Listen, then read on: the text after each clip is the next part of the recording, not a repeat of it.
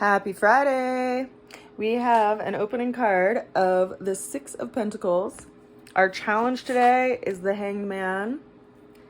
The way we're going to get through the challenge is a combination of the Four of Pentacles reversed and the Ace of Wands. And then our overall outcome for the day is the High Priestess. Oh. If you've been watching my videos, you will notice that I have been more kind of steering the ship towards understanding like Astro Tarot versus just Tarot on its own. And that is because, man, there's just been a lot of really intense transits that we've all been going through over the last few years. And I have been seeing them pop up in our readings. And today, the planetary body that has popped up is Neptune via the Hanged Man. One of the mother cards I spoke about yesterday in regard to my design for the back of my cards. So this transit that we're experiencing right now with Neptune is really unique. We're not going to be experiencing it ever again in our lifetimes, and neither will your children. And so here we have a planet, Neptune, which has an orbit of 165 years, just short of 165 years. And it's in the sign of Pisces, which is a planet that, is a sign that it likes to be in. And then we also have Jupiter, who's in Pisces as well. And Jupiter is a faster moving planet. It takes about 12 years to move around the whole zodiac wheel. So in 12 years, it will be in Pisces again, but Neptune won't be there. And so they won't meet again for another 13 or so years, because at that point, Neptune will be in Aries and Jupiter will meet up with Neptune in Aries rather than in Pisces. So we won't actually experience this transit in our lifetimes ever again.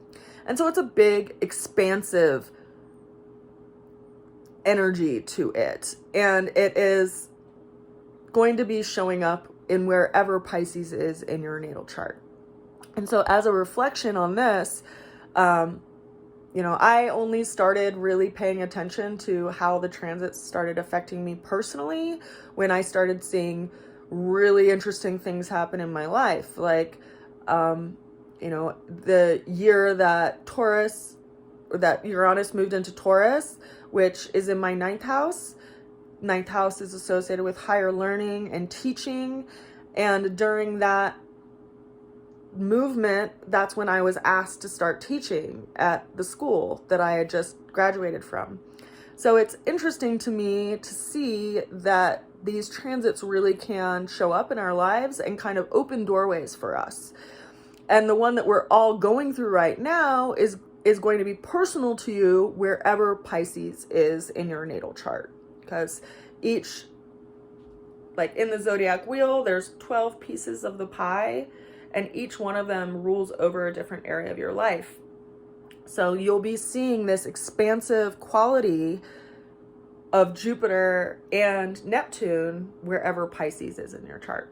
And I think that is really interesting that it showed up while we're working with this transit, particularly as they are going to be in exact conjunction on the 8th of April. So just in a little bit over a week. And today we actually have an interesting transit happening too, because we have the planet of Mercury on one side of Neptune. We have Jupiter on the other side of Neptune. And these are the two planets that give us perspective. The planet of Mercury is the messenger of the gods. It's how we communicate. It's how we see things. It's how we describe things.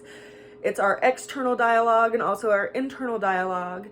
And it's on one side of Neptune. And then we have Jupiter, which is the planet that is associated with our search for a higher truth, our spiritual understanding, our higher learning, things that we understand from a bigger perspective. And it's on the other side of Neptune. So it's kind of being sandwiched by these two planets that give us perspective. And it's like it's kind of being pulled in range. So with that said, let's just go ahead and jump into the tarot. this opening card of the Six of Pentacles, we see someone who is being judicious with their resources. They're trying to figure out where they want to put their energy and their effort for this year that we're stepping into. It's kind of like if you are a gardener, you're getting out all of your, all of your tools, all of your seeds, all of your, different materials, and you're plotting what you want to grow this year and realizing like, okay, I have this much I'm going to give to this. I have this much I'm going to give to this. And so we're in this place of, really measuring where we want to give our energy and what we value by that effort that we're extending to it. The challenge that we have is that we may not feel like we can really move forward in the way that we want to, right? We see this person has their hands bound. They are in a situation where everything is kind of upside down and they're starting to see things in a new perspective. And it's kind of like, if you've had this routine every year for the last 10 years and the last 2 years kind of gave you some different range, now you might be adjusting, like witnessing like, okay, this is what I had planned to do, but everything might change. So maybe I want to wait to really do that. I feel this like energy of, it's not a fuck yes, right? As they say, if it's not a fuck yes, then it's a fuck no. What is your energy? If it's hesitant, then that says a lot, And I've seen this happen with myself in situations where like I moved into a new place and I just could not get myself to unpack, and I didn't understand why I couldn't get myself to unpack. And then within a couple of weeks, I realized there was mold in the environment. I couldn't breathe and I had to move. So like something subconsciously knew that it wasn't a place I could nest in, right? And so there's this energy of like yielding to the circumstance. And that's a challenge because we may have plans. We may have things that we really feel like we want to do and we have to do. And yet we're getting a new perspective around maybe there's different things to be done than what you have planned right now. Maybe there's some kind of shift, some opening that is about to just change everything. And the message of that card is to kind of yield to the circumstance, yield to the situation, because you'll know when to act when you have the impetus to act. But if you feel like your hands are tied, then there's some kind of receiving that needs to be done in regard to the environment around you. Now, the way we're going to get through that situation is this combination of energies. We have the Four of Pentacles and the Ace of Wands. So the Four of Pentacles, though, is reversed. And this is someone who's budgeting, right? It's like it's a few steps down from this Six of Pentacles. This person has enough that they're like being judicious and figuring out what they can do. Whereas this person feels like, a little bit more confined, and it may be that there has to be some kind of shift, right? So if we're in this place where you feel your hands are tied, you want to do something, but you can't really shift into it, this is something that's telling you like you will get an inspiration, like a spark, kind of like a candle that's lighting inside of you as far as an idea or something that can be made out of the resources that you already have. And it's really going to be an inspiration, like a spark, like a new idea. And it's something that we need to be aware of, that the environment that we're in, if you have an inspired idea, right? If your higher self, or if God, or whatever you decide to, call that higher power that you and I are connected to, gives you an inspired idea, you have to have faith and trust that everything will show up that is needed to make it happen. And we tend to feel like we need to do everything all on our own, but that's not true. you know, things show up, things align, just like, you know, the story I told you all about, that play that I was inspired to make that was like totally out of the blue, but that play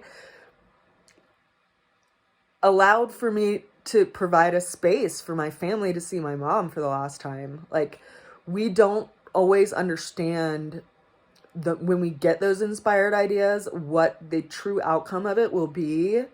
But I do feel that it is our duty to follow through with those inspired ideas.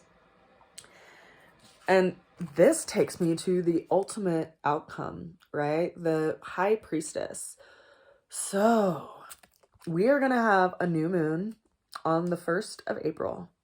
And new moons are very, very, very powerful times to plant seeds of what you want to start in your life and things that you want to grow in your life. And to consider that everything is in motion and everything is in cycle and everything is in the process of becoming.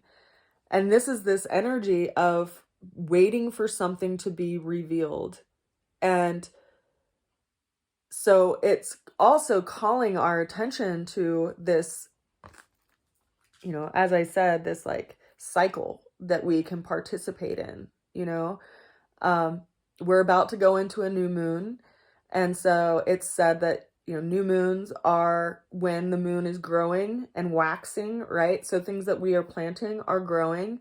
And they've noticed this in communities where they are agricultural communities, that depending on the sign that the moon is in, it actually can affect your seed sprouting or growing and its success. So we really are interwoven with these cycles of the moon. And so can we work with that in our own lives? And can you take some time for yourself to be quiet and sit in these energies and consider what you want to create, what you want to bring into form, what you want to manifest and experience in your life? And rather than just seeing like the end goal and the beginning, start to fill in those spaces with details. Like, what does the first step look like? What does the second step look like? What does the third step look like? And if you can start working on those details, your environment will start filling them in for you. And this is how we can really plant something, right? To be made in the world. And we can literally plant a seed, right? Like for this spring equinox, my friends and I gathered and we took a seed and we put our intentions and our wishes into it and we planted it. And every time that we water it, we know we're watering that intention of what we want to grow in our lives. And this is something that I think is a very powerful, intentional practice that we can do for ourselves, because every day we are planting seeds inside our mind, inside our heart. And some of us do it very intentionally and some of us don't. But it's a practice and it's something that we can learn. It's something we can work with. And sometimes we just need someone next to us to encourage us to do it. And so hi, I'm encouraging you to do that. And I really would love to hear what you're growing this year, because I want to support you in that process, like you guys have all supported me. I wish you well, and I send you so much love, and I will see you again soon. Bye for now.